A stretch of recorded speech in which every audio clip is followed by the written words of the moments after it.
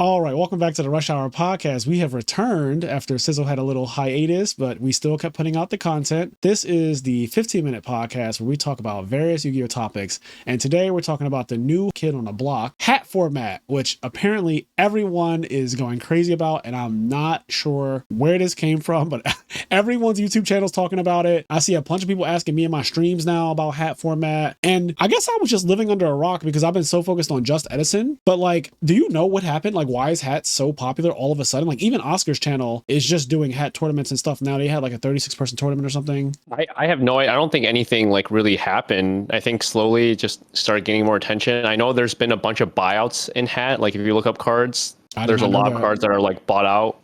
It's funny because literally yesterday, me, Marcus, and a bunch of other of our Chicago guys wanted to just play test and hang out, and we were looking at hat cards and talking about hat, and I was like, I kind of want to make Yugioh, and I looked up Yugioh armor, like the super rares, and they're like $20, and I'm like, when the fuck did this happen? So when you say that, now that's concerning. I'm wondering what came first. I'm wondering if the cards got bought out and then people are pushing it who bought it out, obviously, to, you know, make a profit, because that's a very real possibility of what could have happened. And it's not actually organically a popular format. It's really people who have a lot of money bought the cards and then they're like pushing it on people so that they buy the cards. And that's kind of unfortunate that even is crossing my mind, because like I know people do like the format. Obviously people are playing it, right? But I lived through hat format. I played through hat format. I've also topped multiple events during hat format, and there's videos of it and stuff too that you can go back and reference. I played Fat, which is Fire Fist Artifact Trap Tricks. I played Cat, which is the Curry Bandit Artifact Trap Tricks deck. And I did try Sylvans and Mermails and stuff like that. I tried a lot of decks during the time. I personally, because I know a lot of people have been wondering and they've been asking me my opinion about hat format.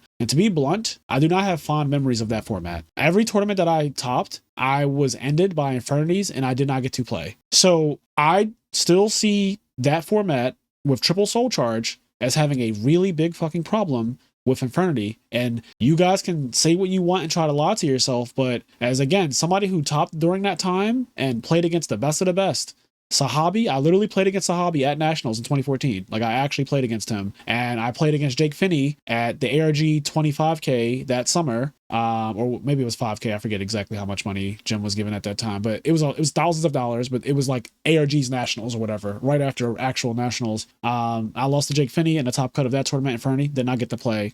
And every other tournament I topped, I literally lost to Infernity. So my experience of that format is very jaded by the fact that I know that deck in the hands of a good player, and I'm going to be very blunt about this. A lot of people who play the format are not good, but if you have a good Infernity player, it is a very different experience from the Infernity players that you're probably used to beating and shitting on, because that deck is unforgiving. You cannot misplay with Infernity at all. If think about what the deck is doing, you lose all of your cards when you go to make a play. So like if you misplay with it, if you make any mistake, you don't have any cards. You actually lose the game on the spot basically for misplaying. And a lot of people just don't know it aligns properly. But when I played against Sahabi and Jake Finney, and you see people like Scott Page play, they play it so well. This is just a huge difference. And it is not pleasant to sit there and watch somebody soul charge you for your life and make a bunch of Lavalval chains and search a bunch of barrier and triple break and then tell you to go, or key beetle with emptiness and tell you to go. It's not fun. So it's great while people are playing all the different decks. I think that if you get the hyper competitive people who are really good and want to just win, you're going to experience that format for what it truly is, which is, I think, honestly, very toxic. That's my opinion. So I played right before hat and then right after hat. I was busy the actual like hat format, but like I played right before and right after. So like I know what all the cards do and everything. And then I recently started like getting into it and like looking at format library tournaments. Well, it's weird because everyone's like maining DD Crow now. So I don't know if like... So you know that there must be some merit to what I'm saying then, if that's the case. Because people... Right. That tells you everything you need to know. But having said that, Infernity like does not top at all. I'm not surprised though. But that's the same as saying Frogs didn't top in 2022 Edison format. Frogs wasn't really that good of a deck. Frogs wasn't winning tournaments in 2022. Edison has been around for a long time before me and you came into it. And Frogs was not revered as a big three deck at all. It wasn't even considered to be one of the top decks in 2022 at all. And look at where Frogs is now, bro. It's the deck that you're probably the most afraid of right now when you play in a tournament. Like if you're a value player, who knows? Yeah, who knows what could happen if like, you know, like you said, the hyper competitive people get into it. But having said that, like, you know, I don't know how the format's going to play out, right? No one really knows how the format will play out once like everyone really know, right? No one will know. But the thing is, like, in terms of the next retro format, whatever that format is, because Edison's not going to last forever. I hope Hat would be a good contender because of the diversity. And I know diversity is kind of like overplayed. I feel like a lot of people think like diversity needs to be a thing to make a format good, which I don't. Yeah, I don't think that's true. Arbitrary term. I don't care if a format is diverse or not from a competitive standpoint. However, I do think diversity is key for longevity. I agree with that, though. Format. Yes. I 100% agree with that. I don't think that I want to play Dragon Ruler format ever, to be honest. Like, maybe a couple games just here and there, but I would never want to be like, we're playing multiple tournaments in Dragon Ruler format. That does not sound fun to me at all. Even though that format is technically almost a tier 0 format and rewards good play and rewards good but like still, players, it would not last a long time at all because it's tier 0 formats will not last for a long time at all. So yeah. Hat as of right now, like who knows if it goes to the Infernity singularity or whatever. It's not even just Infernities though, because I think Soul Charge being at 3 is actually very problematic. Hoban was also playing that format with Sylvans, which did not want you to play the game either. Like, I think that at the highest level, you get into a non-game format more often with Perfect Hat, or like the closer you get to perfecting Hat, as opposed to Edison, where there's really only one game that non-games you, or one deck I should say, that non-games you multiple times, and that's Dragon Turbo in our format. We don't really have that problem with every other deck. Like, even when I get Whirlwind Shard, which in my last tournament, if you guys watched that video, I played against Black Wings 4 times in a row, and they drew Whirlwind in every single opening hand, and I still topped that tournament. So like, I don't think that Edison has that problem. I think the further you go into Yu-Gi-Oh, the closer you get to modern, like the more you push further into the formats, you end up with toxic Yu-Gi-Oh. And I think that 2014 Soul Charge format with that card at 3, I think that you guys are wearing nostalgia goggles. I'm very, very, very jaded about Hat format. I am not somebody that's going to tell you that I liked it and that I want to go back to it. So I'm really shocked to see how popular it is. I'm all for letting you guys enjoy things though. Like, I'm not telling people don't play it. I will not be partaking in it right now because, to me, outside of making content for it just for my channel, I don't actually enjoy Infernity comboing someone, because that's what I will be doing, or like Sylvan comboing people. I think everyone would agree that if Hat gets explored a little bit and does end up being like that, no one would like Hat. I do think that is 100% true. But having said that, then if you don't want to play Hat, is there another retro format you like? So I get this question a lot too. Honestly, no.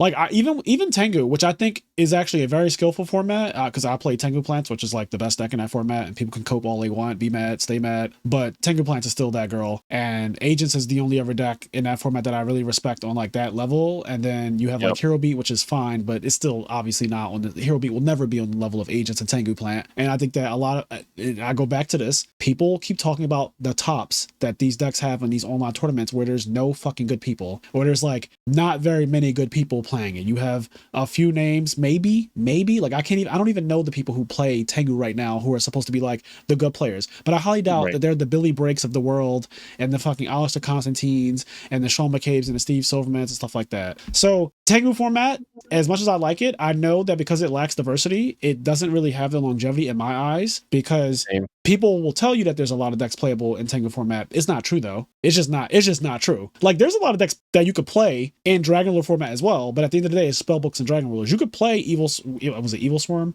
You could play like all these random that you could. Fire Fist is technically a deck, right? Mermails are technically a deck. They have all their cards in that format, but like, they are dog shit. So that's how I feel about Tengu Plants. When people tell you like, oh, you could play like Jirax. Like, no, you can't. No, you can't. And then they'll be like, it won an 8-man tournament. We'll be like, okay, like I don't know. It's a pet peeve of mine. Like, who was in your 8-man tournament, bro? Like, who actually knows how to really play Tengu or Agents in your 8-man tournament? Like, I'm not trying to hear it. So, no disrespect. Sorry, not sorry though. You know what I mean? Like, sorry, not. I'm just not sorry about it. I don't think that most of the retro formats are as good as people want them to be. Again, I'm all for you guys playing them and enjoying them and all that stuff, but I just think that in terms of longevity and competitiveness, they're all inferior to Edison format. And that's the actual issue, is that the more I think about, like, me and Stengo were playing Hat like a year ago or so, because he won a Hat tournament with Prophecy, and the way he won, it was so funny, because like he got to the finals against Ghost Rider, who's the best Dragon Turbo player in Edison format, right? He's an online guy. He got to the finals with Ghost Rider. Ghost Rider was playing the flip deck, the Yugioh deck, and literally all that happened was that Stengo went first games 1 and game 3.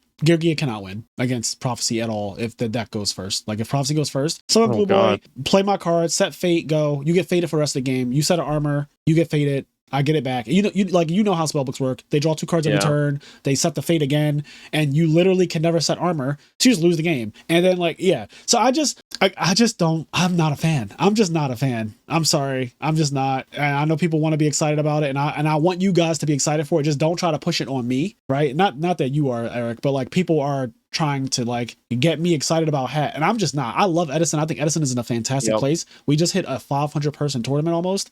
And the only reason it didn't happen is because there was a cyber attack around the world that stopped 60 people from showing up. So we still got 466 people. And that is insane. That's bigger than some SJCs back in the day. So Edison is doing great, but yeah, I don't want the community to be divided. I think people are just trying to get excited over the new thing. And then when they see all these buyouts happening, they're they have FOMO on getting the hat cards or not. And then, I don't want Edison to die. I don't want the community to be split. I feel like we're in a great spot right now. We're just going to ride. I just want to ride the high until it actually starts dying. And then maybe we'll think about another format. Yeah, and I think Edison still has a lot of life in it too. I personally like where Edison is, and I do think that the format is unsolved. I listened to you at Marcus's podcast. Check out the Dueling Dojo, guys, if you haven't already. But Marcus Hayden and Eric have a podcast that's long form. And it's pretty good, but they do talk about hat format extensively and the other formats in their latest episode. And I thought that a lot of what you guys said was real about hat and stuff. I think the only thing that's a little insidious to me is the buyout thing, though. I don't like that. I don't like that already. Before I can even consider, if I was a hat enthusiast or if I was somebody who was considering it, I'm already paying a premium price because people saw what happened to Edison and they're trying to jump the gun and do that. I don't like that. I really, really don't like that. I'm hoping that they get shit on by that Konami Bonanza thing that's coming out soon. That's going to reprint 200 old cards or whatever they said, because the buyouts are just sweaty. It's so sweaty. Yeah.